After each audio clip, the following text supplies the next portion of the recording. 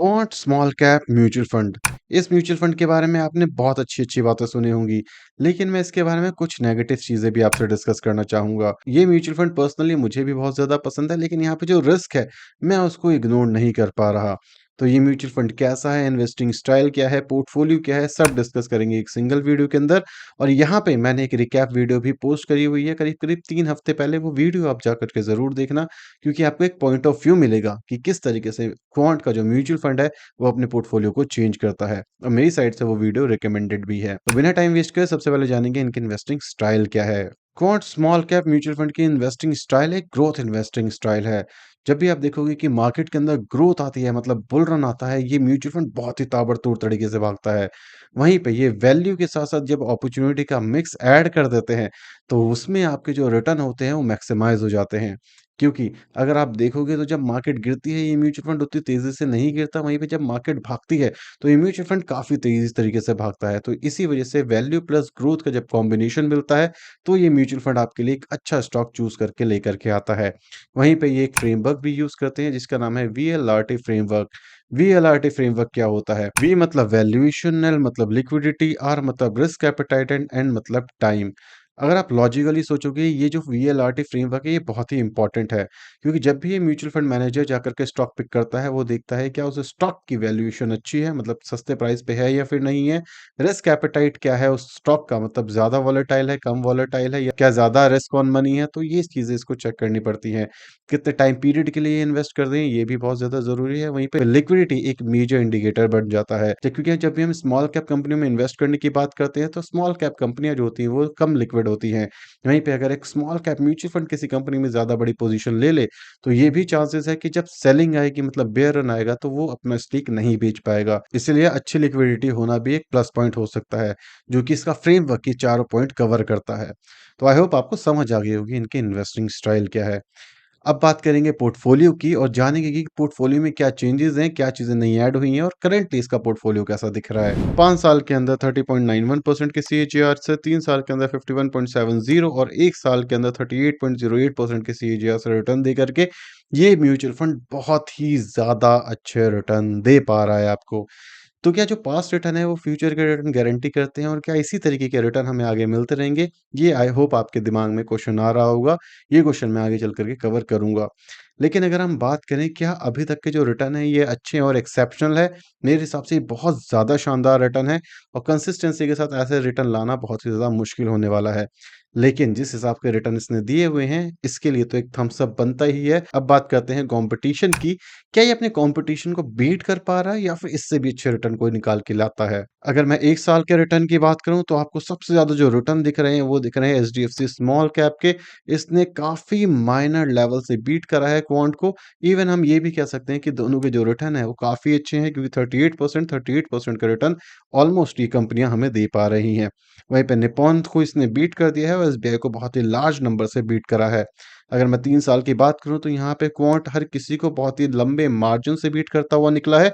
इसके बाद आता है हमारा निप्पॉन इंडिया, एचडीएफसी, फिर आता है हमारा SBI small cap mutual fund. अगर मैं लाइव सीएजीआर की बात करूँ, तो यहाँ पे क्वांट आराम से मात खाता हुआ मिलता है, और बाकी सारे म्यूचुअल फंड इससे काफ़ी ज़्यादा आगे जाते हुए दिखते हैं।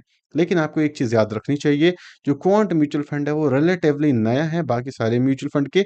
तो फिर जो लाइव सीएजीआर है इतना ज़्यादा मैटर नहीं करता, और इस पैरामीटर को हम इग्नोर भी कर सकते हैं। इस टॉपिक के ऊपर हम लास्ट में दोबारा डिस्कस करेंगे, लेकिन उससे पहले देखते हैं एक्सपेंस रेशियो। एक्सपेंस रेशियो के अंदर क्वांट का है 0.77, निप्पॉन का है 0.75, एचडीएफसी का है 0.76, और वहीं पे एसबीआई का है 0.71%। अगर हम एग्जिट रेट की बात करें, तो 1% के आसपास दिख रहा है। वहीं पे एयूएम जो है क्वांट का आज भी छोटा है काफी ज्यादा। एक्सपेंस रेशियो के अंदर क्वांट के एक्सपेंस रेशियो हाईएस्ट है अपने कंपटीशन के अंदर।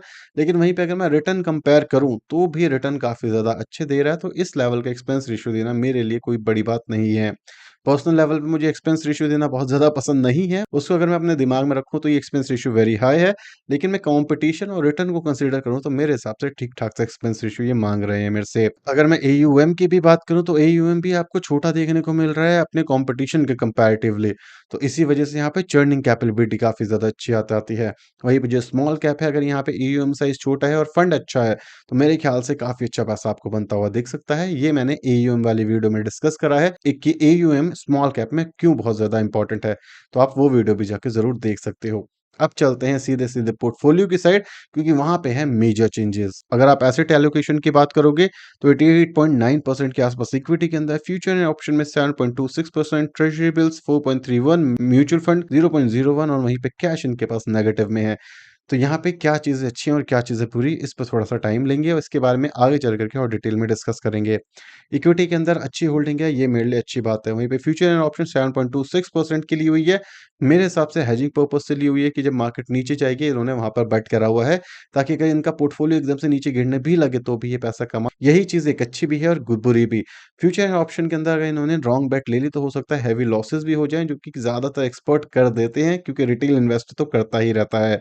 वहीं पे अगर इन्होंने अच्छे तरीके से हेज करा, तो अगर मार्केट आज गिर भी जाए, तो भी ये म्यूचुअल फंड आपको काफ़ी अच्छा पैसा बना करके देगा और इवन डाउनसाइड प्रोटेक्शन तो बनाते हुए देगा ही। इससे एक चीज़ और भी पता चलती है कि जो म्यूचुअल फंड मैनेजर है, वो एक स्टेप आगे गया है आपके लिए एक अल्फा जनरेट करने के लिए। इस पॉइंट पे मैं वापस आऊँगा एंड ऑफ द वीडियो, क्योंकि ये इंपॉर्टेंट पॉइंट है। उससे पहले देखते हैं सेक्टर डिस्ट्रीब्यूशन। सेक्टर डिस्ट्रीब्यूशन के अंदर ऑयल एंड गैस दिखेगा, private bank, miscellaneous, pharmaceutical and construction engineering. अगर आप इस पोर्टफोलियो को लास्ट पोर्टफोलियो से डिस्कस करोगे, जो कि मैंने 2-3 महीने पहले वीडियो बनाई थी, तो आप देख सकते हो हैवी चेंजेस आपको देखने को मिलेंगे सेक्टर डिस्ट्रीब्यूशन के अंदर। और यही एक चीज़ है जिस वजह से आपको इस म्यूचुअल फंड पे थोड़ा ध्यान देना चाहिए और इसके पोर्टफोलियो को बार-बार एनालाइज़ करना चाहिए, एटलीस्ट हर एक क्वार्टर के अंदर। अब बात करते हैं टॉप होल्डिंग की। करंट टॉप होल्डिंग के अंदर रिलायंस, एचडीएफसी बैंक, जियो financial, Bikaji food, Arvind, Usha Martin, Jindal और हिंदुस्तान कॉपर जैसे अच्छे स्टॉक्स दिख रहे हैं। अगर मैं इसको लास्ट टॉप होल्डिंग से कंपेयर करूं, तो काफ़ी सारे स्टॉक हैं जो पूरी तरीके से हट चुके हैं और कुछ ऐसे स्टॉक्स हैं जो नए तरीके से आ चुके हैं। यहाँ पर अगर मैं बात करूँ रिलायंस, एचडीएफसी बैंक और जियो फाइनेंशियल जैसी कंपनियों की, तो ये लार्ज कैप कंपनी है, जिस वजह से इसके पोर्टफोलियो की स्टेबिलिटी बनती है, जो कि ज़्यादातर स्मॉल कैप म्यूचुअल फंड नहीं कर पाते। उसके बाद भी अच्छे रिटर्न निकाल करके लेके आना एक बहुत ही मुश्किल काम है, जो ये फंड मैनेजर काफ़ी अच्छे तरीके से कर पा रहा है। तो इसके लिए भी मेरे लिए थम्स अप। अब बात करेंगे वर्डिक्ट की कि पर्सनली मेरा क्या मानना है इस म्यूचुअल फंड को लेकर के। अगर मैं प्रो की बात करना चाहूँ, तो रिटर्न इसके बहुत ही ज़्यादा शानदार है। मेरे हिसाब से ये एक बहुत ही अच्छी बात है, क्योंकि इतने अच्छे रिटर्न निकालना बड़ा मुश्किल है। लेकिन ये चीज़ भी आपको ध्यान रखनी चाहिए कि जो पास्ट रिटर्न है वो फ्यूचर के रिटर्न गारंटी नहीं करते। तो ये चीज़ आपको ध्यान रखनी चाहिए, लेकिन इससे ये भी पता है कि जो फंड एक बार निकाल चुका है, पॉसिबली वो अगले बार भी निकाल देगा।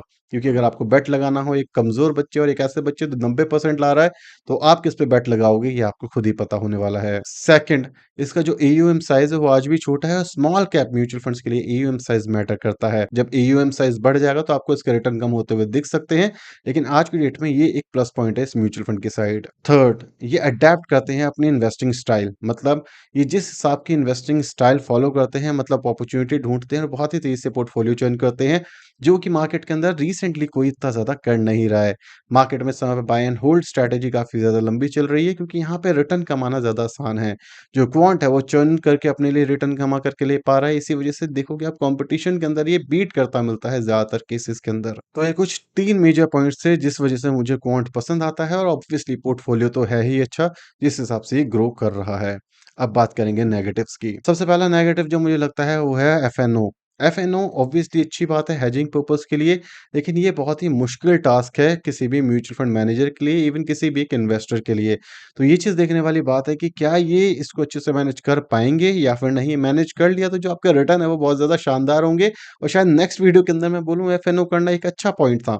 लेकिन आज के लिए मैं इसको नेगेटिव में रखना चाहूँगा, क्योंकि आई हैव नो आइडिया ये कैसे मैनेज करने वाले हैं, और ये प्रूव कर पाएँगे, नहीं कर पाएँगे, ये हमें आगे देखने को मिलेगा। लेकिन आज के लिए नेगेटिव है मेरे लिए ये। सेकंड चीज़ एक्सपेंस रेशियो। आप, मुझे पता है रिटर्न अच्छे दे रहे हो, मुझे ये भी पता है आप स्मॉल कैप म्यूचुअल फंड हो, लेकिन मेरे को पैसा देना नहीं पसंद। अगर आप कम कर सकते हो एक्सपेंस रेशियो, बहुत अच्छी बात है, जो मुझे लगता है पॉसिबल ही नहीं हो सकता। लेकिन अगर कम हो जाए तो बहुत अच्छी बात है। इवन हमारे एज़ अ रिटेल इन्वेस्टर हमारे रिटर्न काफ़ी ज़्यादा अच्छे और एनहांस हो जाएँगे। थर्ड, जो नेगेटिव मुझे लगती है वो है चर्निंग के साथ ही, क्योंकि अगर आप इतनी तेज़ी से अपने पोर्टफोलियो को चर्न कर दोगे, चेंज कर लोगे, और अगर आप एक टाइम के बाद मार्केट के अंदर अपॉर्चुनिटी नहीं ढूँढ पाए, और अगर आप रॉन्ग हुए, तो उतने ही तेज़ी से आपका पोर्टफोलियो नीचे भी जा सकता है, जो कि आपको समझना पड़ेगा। फोर्थ, ये एक वेरी हाई रिस्क पोर्टफोलियो है, तो अगर आप एक हाई रिस्क इन्वेस्टर हो, तो शायद ये म्यूचुअल फंड आपके लिए हो सकता है, लेकिन फिर भी आपको एक पार्ट ऑफ पोर्टफोलियो रखना चाहिए। वहीं पे अगर आपको रिटर्न अच्छे चाहिए लॉन्ग टर्म के अंदर, तो मेरे हिसाब से ये आपके पोर्टफोलियो का पार्ट हो सकता है बिकॉज़ ऑब्वियसली ये वोलेटाइल थोड़ा ज़्यादा होने वाला है, तो इसी वजह से आपको रिस्क का समझना चाहिए, उसके बाद ही इसके अंदर इन्वेस्ट करना चाहिए। अगर आप किसी के कहने पे कर रहे हो, इवन मेरे कहने पे, तो मेरे हिसाब से नहीं करना चाहिए क्योंकि ये बहुत ही ज़्यादा वोलेटाइल होने वाला है और अगर आपको वो समझ आता है, रिस्क रिवॉर्ड रेशियो समझ आता है, क्योंकि एक म्यूचुअल फंड अगर आपको 50% के रिटर्न दे रहा है, तो वो आसानी से नहीं देने वाला, वो रिस्क मैनेज करके दे रहा है और ये चीज़ आपको समझनी पड़ेगी अगर आपको मैक्सिमम रिस्क चाहिए तो। ये था इस रिव्यू के अंदर, आप पुराना पोर्टफोलियो जा करके ज़रूर देखना, एईएम वाली वीडियो ज़रूर जा करके देख सकते हो। हर एक चीज़ आपको इस चैनल के ऊपर देखने को मिलेगी। वीडियो पसंद आई तो वीडियो को लाइक और चैनल को सब्सक्राइब करना बिल्कुल मत भूलना। Thank you so much for watching this video. Tata, bye-bye, signing off.